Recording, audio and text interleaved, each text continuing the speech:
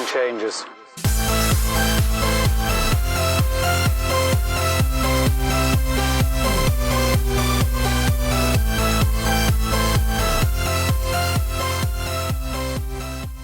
Hey guys, what's up? It's Amanda. Welcome back to my YouTube channel. So today's video is kind of highly requested. I've had a few people ask me questions about it and wanting me to make a video about it. So today we are going to be talking about paying for nursing school. Something that people don't want to talk about because it's a little bit personal. Money can cause a lot of issues, you know, we all know. So, first thing, I'm just going to kind of talk about your options when paying for nursing school. So, generally speaking, your associate's degree cost is the least. Bachelor's is in the middle. Private schools usually cost more. And then you have your accelerated programs, which are usually 1 year to a year and a half. And those tend to be the most expensive, except sometimes public accelerated programs can be cheaper than private bachelor's programs, if that makes sense. So, those are your options when deciding. So, like, if you really are struggling with money and for some reason you can't take out any loans and you can't apply for financial aid or anything like that, you might have to do an associate's degree program. But you can always work as an RN, whatever, then go back to school, get your bachelor's. Always an option. So, I, as we all know, chose the most expensive option, which is an accelerated program, which means that I already had 4 years of college and a degree under my belt, which means that I already had 4 years of debt under my belt. So, yeah. That was probably the hardest thing about choosing an accelerated program, was that I had just graduated from my first degree and I had debt, student loans from that degree. So, but I was aware of that when choosing the accelerated program route. For me, it was worth it to just be able to be done in a year and pay extra money to get that done. So, my accelerated nursing program was $45,000 for tuition.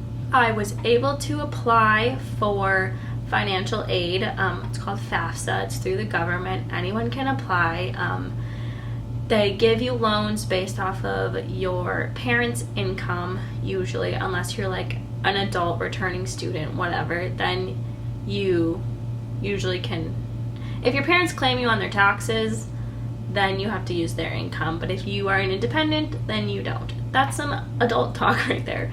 But yeah, so that's how that works. Unfortunately, financial aid is not given as much to people who are second degree students because they kind of assume, okay, you already had another degree, you've worked, you've done life a little bit, you have more of an income. As we know, that was not my situation. So I think that this last year for my accelerated program, I got $4,000 from the government to go towards my tuition. So yeah, that left me with $41,000 to find some place to pay for it. And I had about this many dollars to my name. So I had to do what some people have to do, and that is to take out a private student loan. So there are like a million different banks and places that you can take out private student loans. I had to take out a lot of money, and some loan places do have a cap on the maximum you're allowed to borrow from them. So the company that I had used for my undergrad, my first degree, I couldn't use them for my second degree, so I had to go out and find another bank to get money from. So yeah, and then so I took out the amount that I needed to cover the rest of my tuition, and then I took out another, I want to say I took out another like $10,000 to $15,000 to assist me in rent, food, bills, books, gas, literally life things. I took out more money to help me with life things because during an accelerated program, they highly recommend that you don't work. And I think that's one of the hardest things about choosing an accelerated program is that it is one of the most expensive programs, and on top of that, it's one of the most crazy hard programs, and you usually can't work more than 16 hours a week and do an accelerated nursing program on top of it. So it's a big commitment to choose an accelerated program. So I took out extra money to be able to cover myself for the full year. I made sure that I would have enough for rent. I calculated all that up and made sure that the amount that I was taking out would cover that, plus a little more if anything were to have happened. So going through kind of how I was able to afford things, obviously, like I said, I used student loans.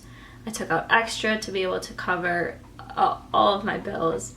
And then what I would do was each month I would calculate out how much I could spend based off of how much money I had left, and making sure that it would last me. I actually calculated out until August because I wasn't sure when I would be able to take the NCLEX and start my position as an RN. Luckily, I was able to start pretty quickly after graduating, so I do have extra money left over, which I plan to use to pay off parts of my student loan during my grace period.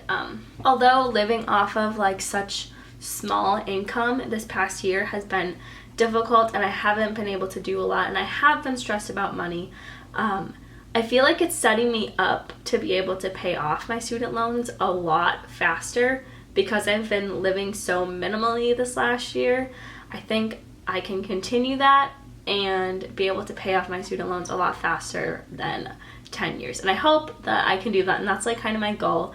And I think I'm going to make a separate video kind of talking through paying off student loans because that's a monster in and of itself, is paying it all off. Although it's recommended not to work during an accelerated program, I was able to work a little bit. I worked no more than 8 hours a week, and I wasn't making a ton of money, but it was something extra so that my money was able to last me a lot longer than I had originally planned. So I was able to work a little bit during my accelerated program, so that helped out a lot. And I mean, if you want to work, you can work. It's not impossible, but just don't overwork yourself, because that's the last thing you want, is to fail nursing school because you were working too much and not actually concentrating, because then you have to pay for the whole thing all over again, and that's, we don't want that. So we have three main ways you can pay for nursing school: government loans, private student loans, and then scholarships. So I was lucky enough to be able to get about $2,000 in scholarships this last year. My my school of nursing has a bundle of scholarships that they offer to people, so you just apply for them and then you may or may not get one in the end. Obviously it depends on a lot of different things, I don't know exactly, but there also are a ton of random nursing scholarships online that you can apply for. The due dates are all over the place, so make sure you look that up. But if you just Google nursing scholarships, there are a ton out there, and that can help you a lot. And that can I mean, you could get, I don't even know, but you could get a lot of money from scholarships. And I think that's something that I regret not doing for my first degree, was really looking into scholarships, because those could have saved me a lot of money throughout the years. Basically, that's how I paid for nursing school, was government financial aid, student loans, which are different. Private student loans and government student loans are different things, and then scholarships. So it's definitely was a very stressful year, and I was kind of always stressed about money, but being stressed about money helped me not spend money, so it was good in the end. And I have debt, but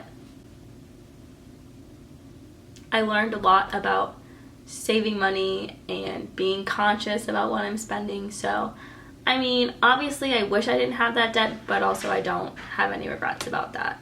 So, hello? So yeah, that is it for today's video. Thank you guys so much for watching. Make sure you leave me comments about what other videos that you want to see. Hi, Alex. Make sure you leave comments about other videos that you want to see. And yeah, I will see you guys next time. Bye!